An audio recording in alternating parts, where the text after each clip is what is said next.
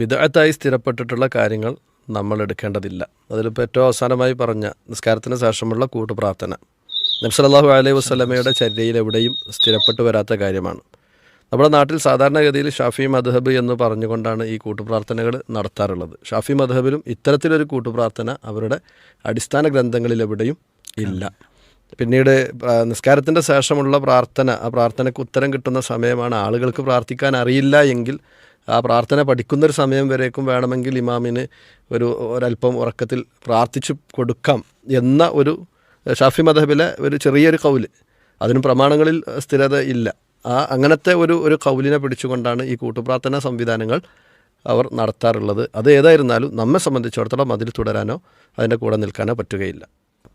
ഇനി ഫജ്റിൽ ഉള്ള ഖുനൂത്ത്, ഫജ്റിൽ മാത്രമായിക്കൊണ്ട് ഒരു ഖുനൂത്ത് എന്നുള്ളത് നബി സല്ലല്ലാഹു അലൈഹി വസല്ലമയുടെ ചര്യയിൽ സ്ഥിരപ്പെട്ടു വന്നതല്ല.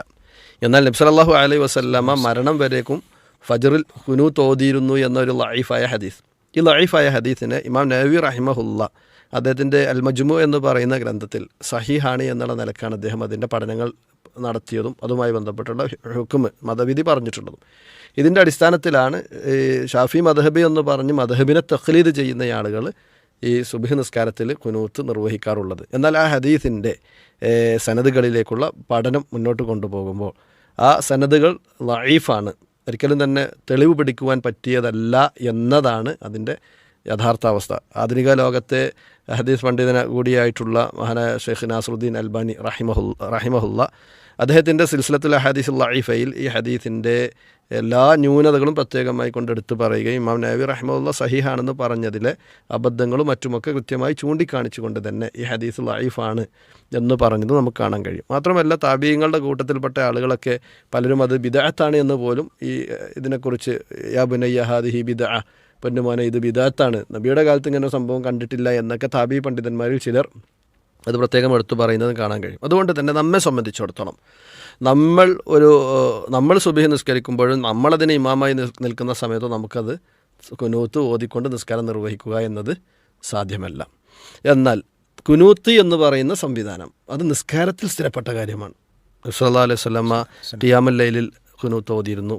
അതുപോലെ തന്നെ ഈ മറ്റു പ്രയാസങ്ങൾ ഉണ്ടാകുന്ന സമയത്ത് നാസിലത്തിൻ്റെ കുനൂത്തുകൾ ഓതിയിരുന്നു. എന്നതുകൊണ്ട് തന്നെ നിസ്കാരത്തിൽ കുനൂത്ത് അനുവദനീയമാണ് എന്നത് അതിൽ നിന്ന് കിട്ടും. അപ്പോൾ ഒരു യാത്രയിലോ മറ്റോ, നമ്മളിപ്പോൾ നേരത്തെ അദ്ദേഹം യാത്രയുടെ ഭാഗമായി നാട്ടിലെത്തിയതാണ്. അപ്പോൾ അങ്ങനെ ഒരു ഘട്ടത്തിൽ നമ്മളൊരു പള്ളിയിൽ ചെന്ന സമയത്ത് ആ പള്ളിയിൽ അവിടുത്തെ ഇമാമ് കുനൂത്ത് ഓതിക്കൊണ്ട് നിസ്കരിക്കുന്നയാളാണ് എങ്കിൽ, അപ്പോൾ ജുഇലൽ ഇമാമു യുതമ്മ ബിഹി എന്നതിൻ്റെ അടിസ്ഥാനത്തിൽ ചില പണ്ഡിതന്മാർ പറയാറുണ്ട് ആ ഇമാമിൻ്റെ കൂടെ കൈകൾ ഉയർത്തി ആ ഇമാമിൻ്റെ കൂടെ കുനൂത്ത് ഓതുന്നതിന് വിലക്കില്ല.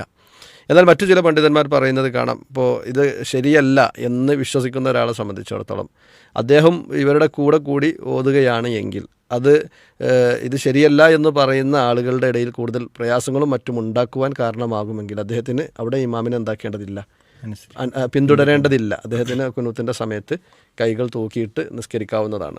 മാത്രമല്ല ഒരു പള്ളി എന്നുള്ള നിലയ്ക്ക് ആ പള്ളിയിൽ നമ്മൾ കൈകൾ ഉയർത്തി പ്രാർത്ഥിക്കുന്നതും അതല്ലെങ്കിൽ നമ്മൾ കൈകൾ താഴ്ത്തി നിൽക്കുന്നതും ആ പള്ളിയിലുള്ള വിശ്വാസികളെ സംബന്ധിച്ചിടത്തോളം, അവിടെ നിസ്കരിക്കുന്ന ആളുകളുണ്ട്, അവിടെ അത് കൂടുതൽ കുഴപ്പങ്ങളിലേക്ക് ഏതാണ് വഴി നടത്തുക എന്നുള്ള നമ്മൾ എന്താക്കണം, ആദ്യം പള്ളിയുടെ സാഹചര്യം വെച്ച് നോക്കണം. പള്ളികളും ജമാഅത്തും എന്നൊക്കെ പറയുന്നത് മുസ്ലിമീങ്ങൾക്കിടയിൽ ഐക്യമുണ്ടാക്കുവാനും ഒത്തൊരുമയോടുകൂടി മുന്നോട്ട് പോകുവാനും വേണ്ടി സംവിധാനിച്ചതാണ്.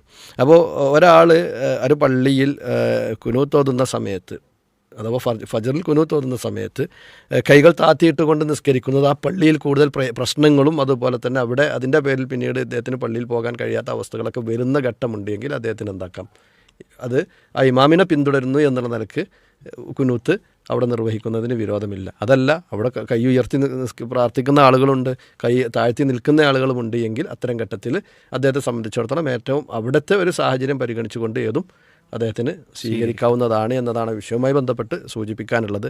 സുബ്ഹിൽ കുനൂത്ത് എന്നുള്ളത് ഹദീസുകളിൽ ആ നിലക്ക് സ്ഥിരപ്പെട്ടു വന്നിട്ടില്ല. അതുകൊണ്ട് തന്നെ നമ്മൾ നിസ്കരിക്കുന്ന സമയത്ത്, നമ്മൾ ഇമാമായിക്കൊണ്ട് നിസ്കരിക്കുന്ന സമയത്തും നമ്മളൊരു പള്ളിയിൽ ഉണ്ടാക്കുന്ന സമയത്തും അത്തരം പള്ളികളിൽ ഈ കുനൂത്ത് എന്ന് പറയുന്ന ചർച്ചയ്ക്ക് തന്നെ യാതൊരു പ്രസക്തിയുമില്ല. എന്നാൽ നമ്മുടെ നാട്ടിൽ അതുപോലെ തന്നെ വിദേശ രാജ്യങ്ങളിലുമൊക്കെ ഷാഫിഈ മദ്ഹബിനെ ഫോളോ ചെയ്തുകൊണ്ട് നിർവഹിക്കുന്ന നിസ്കാരങ്ങൾ മറ്റും നിർവഹിക്കുന്ന പള്ളികളിൽ ഇത്തരത്തിലുള്ള സംവിധാനങ്ങൾ ഉണ്ടാകുമ്പോൾ അവിടുത്തെ സാഹചര്യങ്ങളും മറ്റും പരിഗണിച്ചു കൊണ്ട് വേണം ആ കാര്യത്തിലൊരു തീരുമാനം എടുക്കാൻ എന്നുള്ളത് മാത്രമാണ് ആ വിഷയവുമായി ബന്ധപ്പെട്ട് സൂചിപ്പിക്കാനുള്ളത്. അല്ലാഹു അഅലം.